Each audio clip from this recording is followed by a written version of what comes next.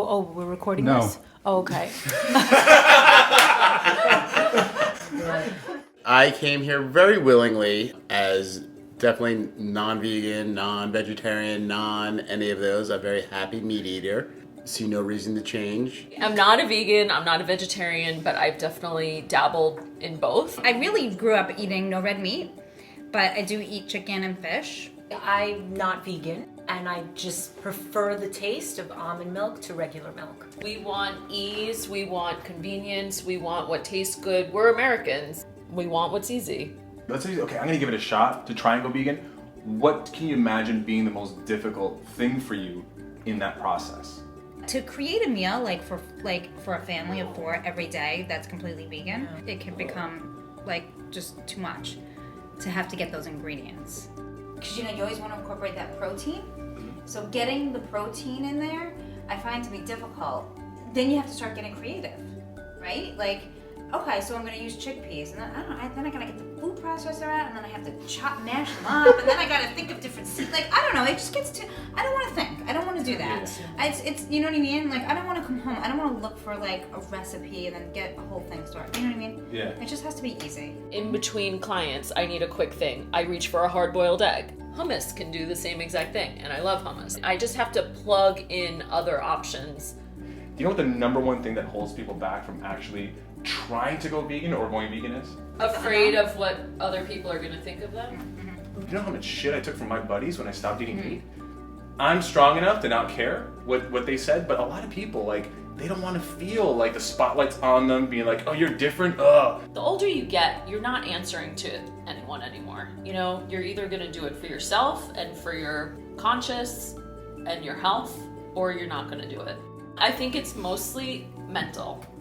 And just realizing, yeah, we're capable, smart people who can make good choices for ourselves. And either you choose to do something or you don't.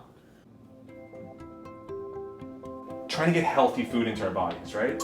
What was it that motivated you to even care about that in the first place? Like, Donnie joked around like vanity, but Right. For me, maybe for me, for sure, because when I had kids, once I had kids, I wanted to have kids who were gonna be healthy. Vanity will get you into a healthier mindset because when you're older, Superficial? Oh no, sorry. superficial and older, the weight doesn't come off as quickly. there's a big misconception, I think, that vegan Veganism, equals healthy. But what I will say is that sausage, although I would not consider that a health food, is less damaging than the pork sausage. So you want to eat a lot of your healthier foods, and then mix this in. We are so invested in eating meat. They've created a whole food around it to trick us. I do find that a lot of times, like when I'm eating anything vegan, where's the meat? This is a great side dish. Would you feel that way if you had a Beyond Sausage on your plate? I'm gonna answer. I think he would feel very satisfied.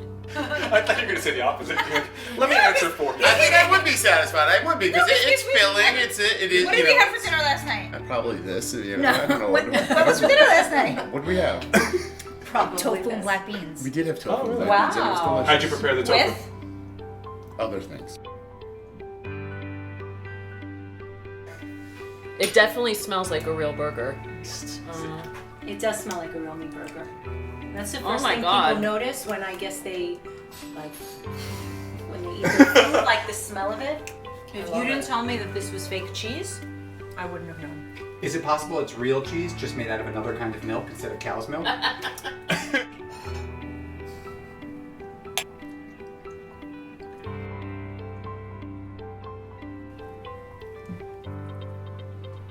It's delicious. The flavors are very layered. It's nice. It does still taste like meat to me, but it is a different texture. Is the texture really off-putting, or only when you compare it to what you're used to? It definitely has a consistency that is weird, that I would have to get used to. Taste-wise, it's great. It's really good. I have no problem with that. When I stop comparing it to a meat product and just accept it for what it is and eat it, it's really good. When you eat pork or animal sausage, and you get a little like nub of something and it breaks off, you're like, oh god, this is fat or bone or something. That's so gross to Yeah, me it is. as a meat It's eater. true. And so knowing that this was completely plant-based, it made me feel better eating it. Do you think we have to kill animals to survive or to be happy even? No. No, I don't think we have. We don't have to. If you saw someone kicking the crap out of a pig or electrocuting them like they do to move them stuff, it's not gonna feel good, right? You're gonna feel something for the animal. So you know it's wrong at some level, right? What do you think it is that allows this whole system to work? It's why it's hidden. You know, nobody wants to see it. I just want my burger to come on my plate, and I want to pick it up in a bun and eat it. I don't want to know where it came from. I don't want to know how it got there. I just want to know it's there and it's going to be delicious. We put blinders on, and it's just the way that we are, and we're zombies. You think of an animal, it should be wild and on the prairies running around and living a free life, and unfortunately these animals are raised from the moment they're born to become food, so they're not running around. They're in cages, they're in tight areas, they live their little life in a little box and then go right to the slaughter and then to us. So they don't get to be that free spirit that they might have meant to have been. You guys said you have a dog, right? What leads you to believe that a dog, for example, feels pain? They almost respond the same way as like a human would. Like they have emotion. When they're sad, they cry, they whine.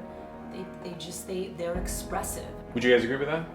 I would agree. I mean, with our dog, I see when she comes home, how excited he is. He runs to the door, he's wagging his tail, he's jumping around. The pigs that are kept in those horrible factory farms, do you think that they have any more or less capacity to feel all those emotions?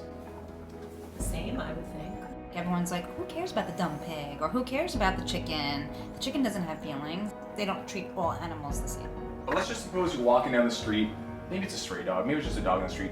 If you saw someone abusing that dog, kicking them, beating them or something, would you be likely to do something, or would you just walk by and be like, I would totally do something. Oh, you would? Okay. I would. So what would make you do something, potentially maybe even risk your own safety if you interject, Yeah. but what would make you do that? It's because it's something I'm seeing. I don't see slaughterhouses. I don't see whatever other meat processing plants. You don't see them on a daily basis. Could you walk up to a cow and stab him or her in the throat because you wanted a steak? If I had to for survival, No, yes. not if for I survival. had to, Okay, just just for- because I wanted Yeah, a steak, yeah. I don't know if I'd be able to. It's tough, right? I think I would miss my bacon. Do you think that you love bacon any more than I do?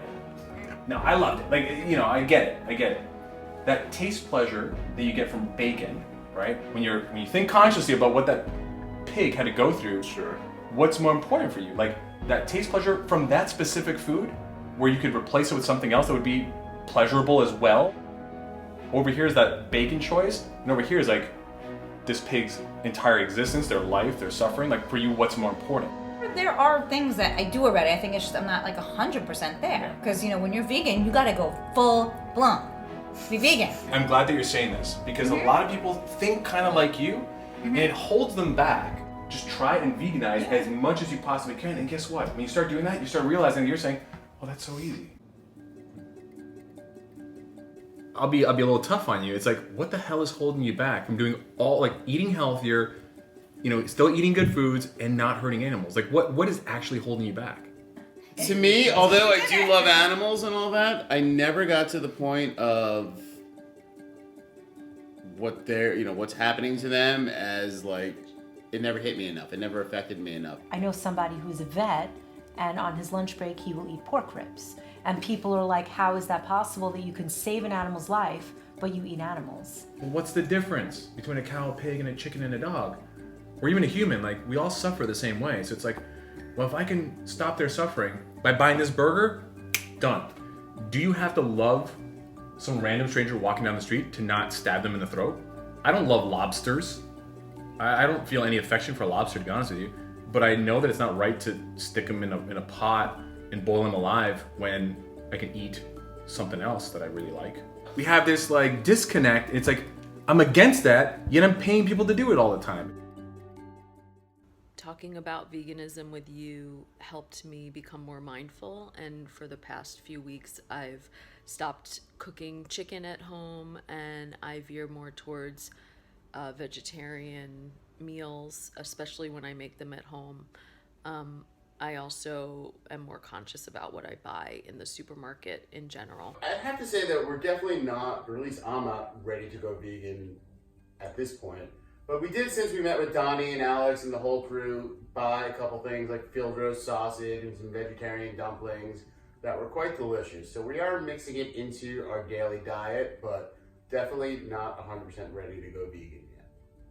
And I feel like I'm definitely closer to that because we already don't drink milk, and we do have, at least I would say, at least once, if not more than once a week, a vegan meal. I've definitely become much more aware of what I eat, more conscious of my decisions before I eat a certain food. I've pretty much completely cut out dairy, and I'm taking steps to slowly cut out meat and other non-vegan foods, but dairy is a very good start, and I definitely feel better as a result.